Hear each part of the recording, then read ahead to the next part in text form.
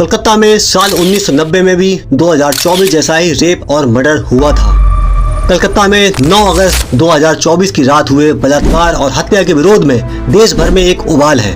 Doctor प्रदर्शन कर रहे हैं तो पश्चिम बंगाल की मुख्यमंत्री ममता बनर्जी खुद सड़कों पर उतरकर दोषियों को फांसी देने की मांग कर रही हैं। आज से ठीक 34 साल पहले कलकत्ता के एक और रेप हत्याकांड के दोषी धनंजय चटर्जी को फांसी देने की मांग को लेकर तत्कालीन मुख्यमंत्री बुद्धदेव भट्टाचार्य की पत्नी भी इसी तरह सड़कों पर उतरी थी।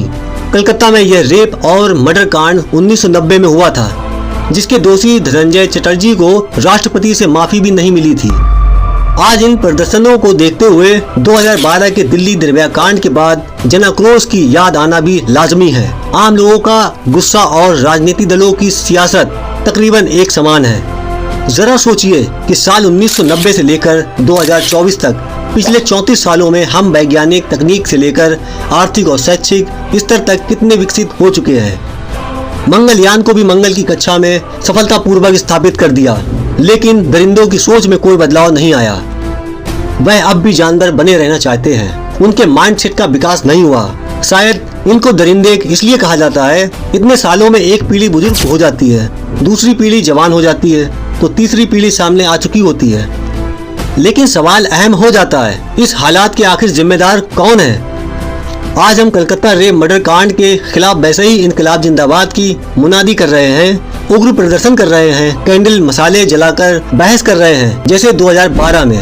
तब तक किया जब तक कि निर्भया के दरिंदों को फांसी नहीं मिल गई। और वैसे ही 1990 के कोलकाता रेप मर्डर कांड में वैसे ही मुहिम चलाई जब तक कि धनंजय चटर्जी को फांसी के फंदे पर लटका नहीं दिया गया। लेकिन उसके बाद क्या? महज 2 साल पहले नेशनल क्राइम रिकॉर्ड ब्यूरो ने जो आंकड़ा जारी किया वह चौंकाने वाला था।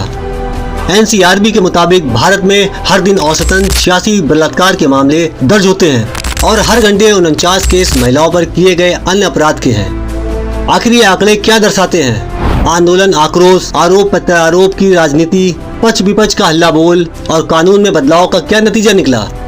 रिकॉर्ड के मुताबिक भारत में सबसे ज्यादा बलात्कार के मामले राजस्थान, उत्तर प्रदेश, मध्य प्रदेश, महाराष्ट्र और दिल्ली में दर्ज होते हैं। दिल्ली देश की राजधानी है। माना जाता है बलात्कार की वारदातें सबसे अधिक वहाँ होती हैं जहाँ प्रति व्यक्ति आय कम होती है और शिक्षा का स्तर भी औसत से नीचे होता है। उस लिहाज से राजधानी में तो महिलाओं के खिलाफ का आंकड़ा सबसे कम होना चाहिए, लेकिन आंकड़ा बताता है दिल्ली रेप केस में 5वें नंबर पर है।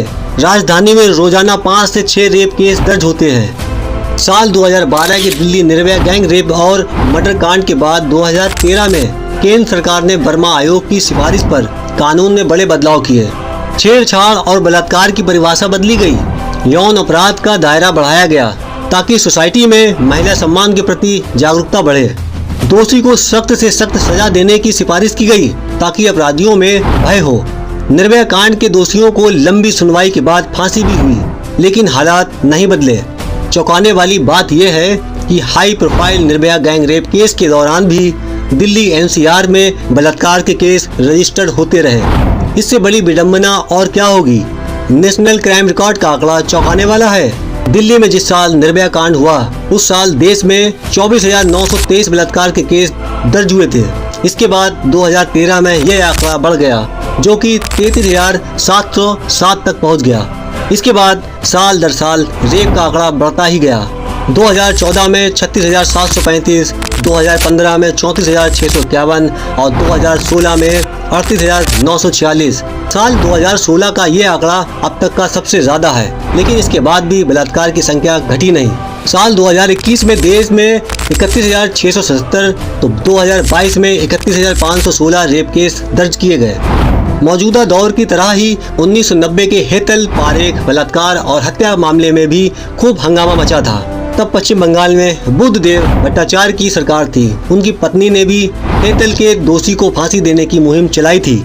दरअसल सुप्रीम कोर्ट से फांसी की सजा को बरकरार रखे जाने के बाद दोषी धनंजय चटर्जी के परिवार ने जब राष्ट्रपति से दया याचिका की गुहार लगाई तो फांसी की मुकर्रर तारीख 25 जून 2004 को आगे बढ़ा दिया गया, जिसके खिलाफ सड़कों पर गुस्सा उबल पड़ा। हालांकि तत्कालीन राष्ट्रपति APJ अब्दुल कलाम ने दया याचिका को खारिज कर दिया। जिसके बाद 14 अगस्त 2004 को धनंजय चटर्जी के रेप और हत्या के जुर्म में फांसी पर लटका दिया गया। 1990 का कोलकाता रेप और मर्डर कांड, यह केस भी निर्भया केस की तरह काफी लंबा चला, करीब 14 साल। वारदात 5 मई 1990 की है।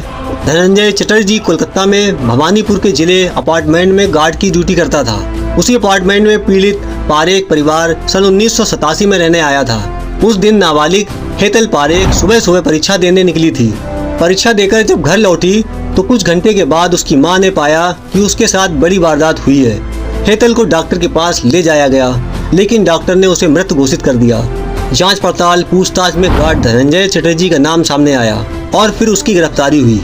जाते जाते एक बात मैं कहना चाहूँगा आप सभी से, ये वारदातें ये बताने के लिए हैं कि कानून तो हमने खूब बना लिए, नारे भी खूब लगा लिए, प्रदर्शन भी खूब जमकर कर लिया, राजनीति भी कर ली, सरकारें बना ली और गिरा भी दी, लेकिन अपराध पर लगाम नहीं लगा पाए। आखिर क्यों?